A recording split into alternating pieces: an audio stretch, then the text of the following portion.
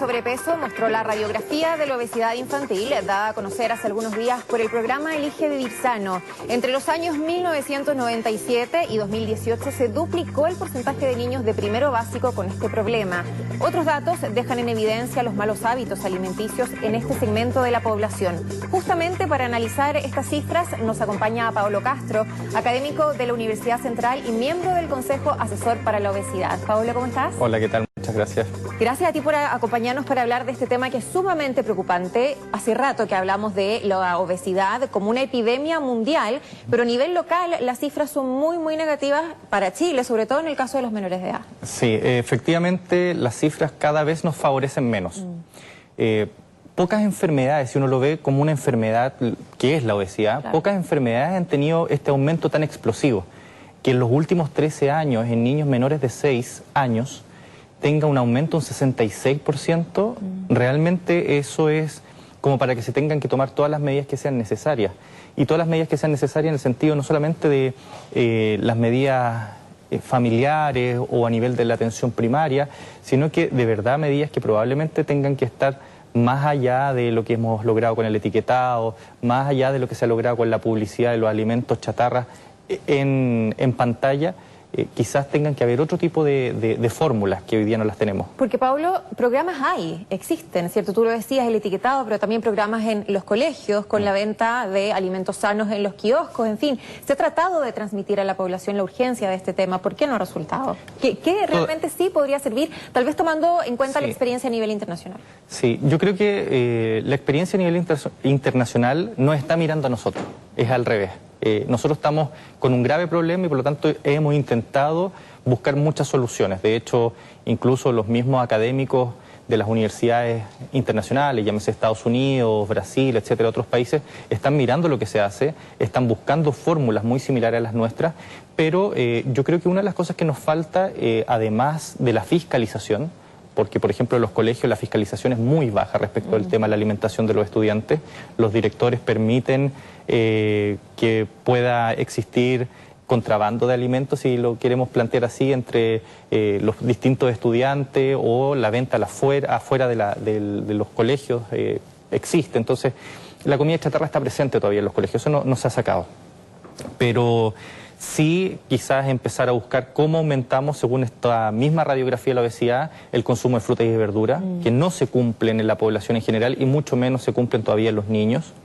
Sí, disminuir el consumo diario de bebidas azucaradas, que está presente, el consumo diario de snacks dulces y salados, que está presente, que sabemos que hoy día estimulan la obesidad, sabemos que son parte del problema y no de la solución. Ahora, existen programas a nivel gubernamental, pero imaginamos que la clave acá tiene que ver con la información para las familias. Lo que pasa no solamente dentro de la casa, tiene que ver con hacer compras inteligentes, porque existe, no sé si este mito de que alimentarse de manera sana es muy caro, pero claro que se pueden hacer esfuerzos para tal vez conseguir los alimentos más baratos y consumir más verduras, más frutas, alimentos ricos en fibra, en fin. Y además porque es más fácil quizás comprar alimentos no perecibles, porque es más fácil mandarle un snack embolsado que cortarle la manzana, ¿no?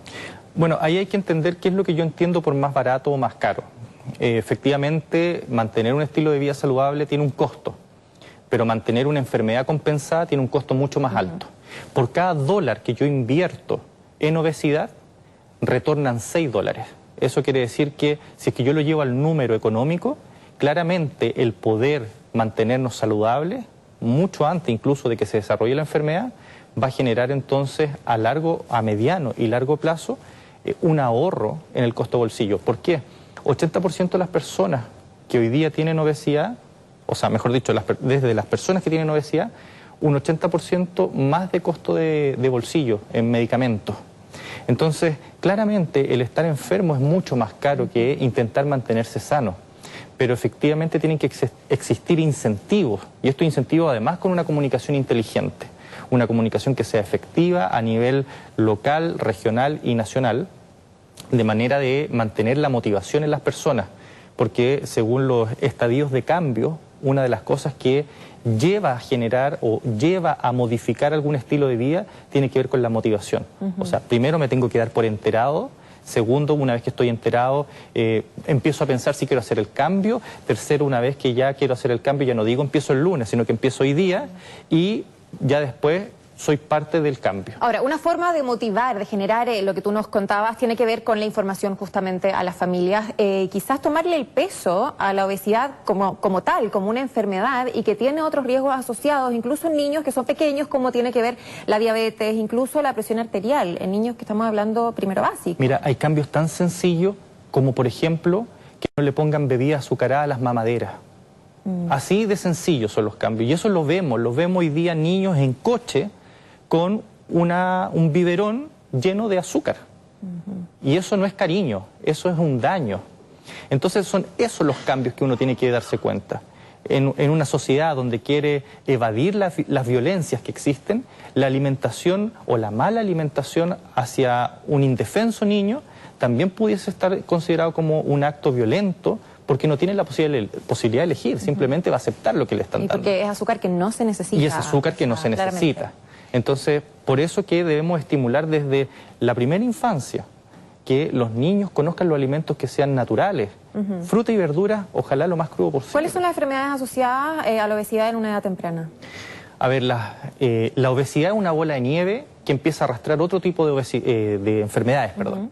Entonces hoy día vemos niños, y lo pongo desde ese peldaño, porque es donde más hemos visto que se ha duplicado la obesidad, que ha aumentado el riesgo. La obesidad acarrea diabetes, acarrea hipertensión, y hoy día tenemos niños con 6 años, con 5 años, que ya están desarrollando diabetes, la entendida diabetes del adulto, simplemente por malos hábitos alimentarios y por un sedentarismo muy marcado. Bueno, la tecnología, por ejemplo, que podemos usar a nuestro favor, sin duda también les está jugando en contra a muchos niños porque pasan mucho tiempo en las pantallas, así como cuando nosotros éramos chicos y salíamos a correr, básicamente. Ahí está también una diferencia importante. Tiene que ver con la dinámica familiar. Tal vez comer en familia, obviamente, que es bastante más positivo que el niño coma frente al televisor. En fin, y bueno, también hay niños que por un tema psicológico empiezan a comer más de la cuenta, lo que a su vez les genera problemas también a nivel psicológico o psiquiátrico, incluso depresión en niños, producto de que sufren bullying en el colegio a raíz de esa obesidad. Por eso digo, hay una bola de nieve. Cuando yo empiezo a tener un cambio también de mi composición, de mi imagen, de mi percepción, de mi relación con el entorno respecto del quién yo soy, por lo que como, por cómo me siento, la energía que puedo tener o las habilidades que puedo desarrollar, y esto lo estoy planteando, insisto, en el entendido que esto es una enfermedad. No estamos hablando de que si me veo bien o me veo mal, sino que lo que acarrea esta enfermedad que además mata a una persona obesa por hora en Chile. Estamos hablando de una enfermedad que tiene un costo asociado por lo menos de unos 1.600, 1.700 millones de dólares.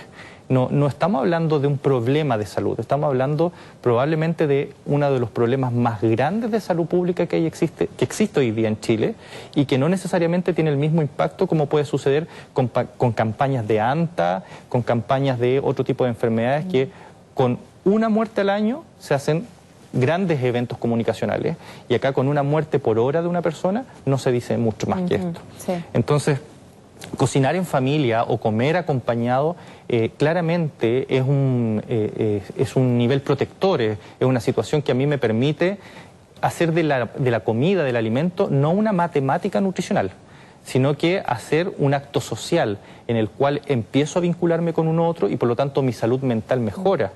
Donde empiezo a tener alimentos que son parte de mi identidad culinaria tradicional.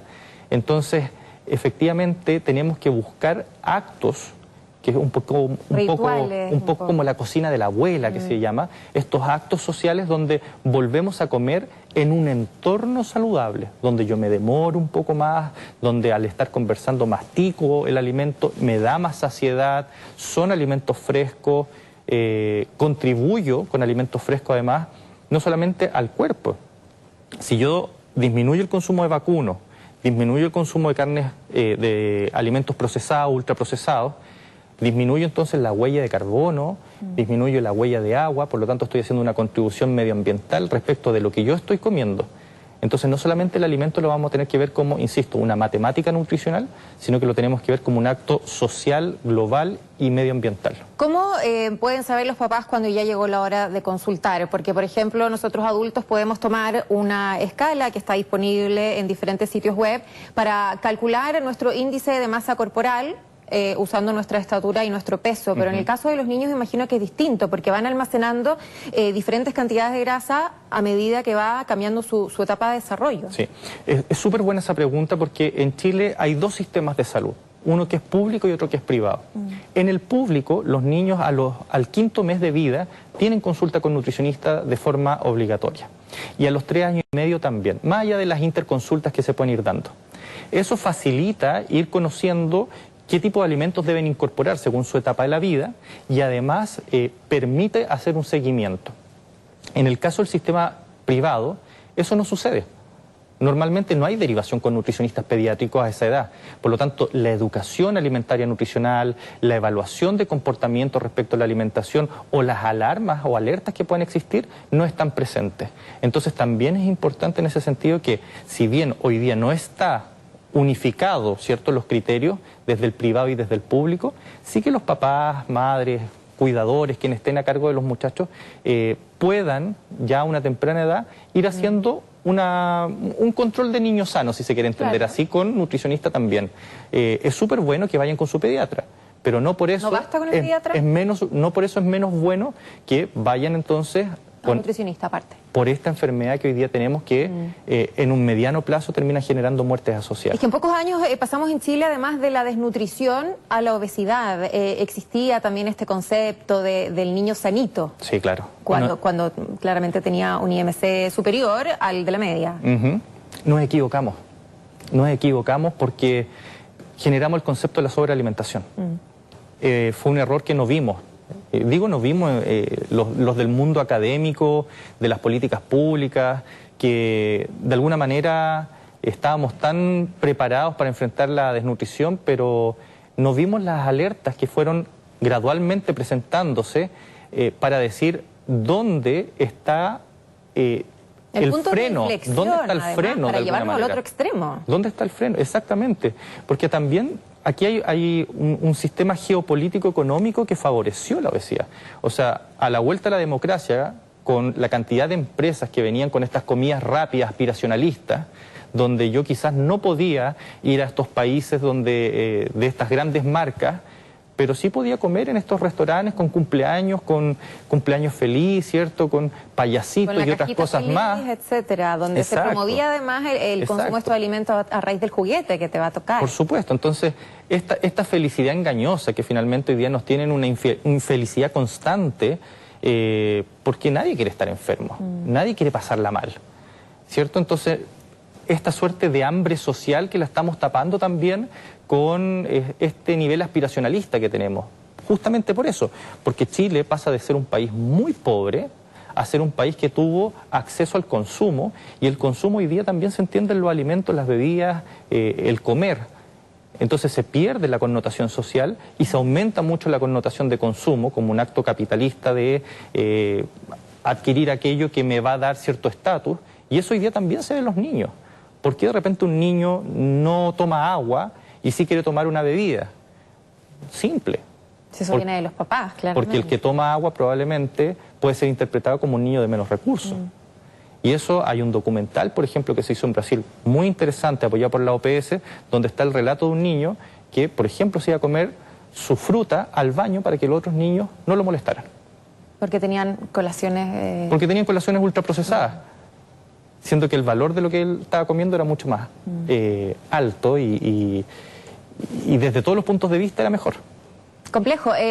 Para terminar, ¿cómo tendría que ser una campaña a nivel gubernamental realmente potente para generar finalmente un impacto, que es lo que no hemos visto? Hoy día, sin lugar a dudas, tenemos que aumentar, ya sea a través de impuestos y subvenciones, el consumo de frutas, de verduras, de pescados, mariscos y el consumo de agua, que la población en general no supera el 20% de la recomendación. Sí.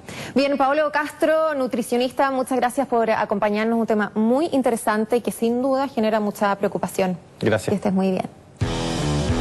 Bien, y Entonces terminamos esta nueva edición de Mundo Plus Vanguardia. Muchas gracias por acompañarnos.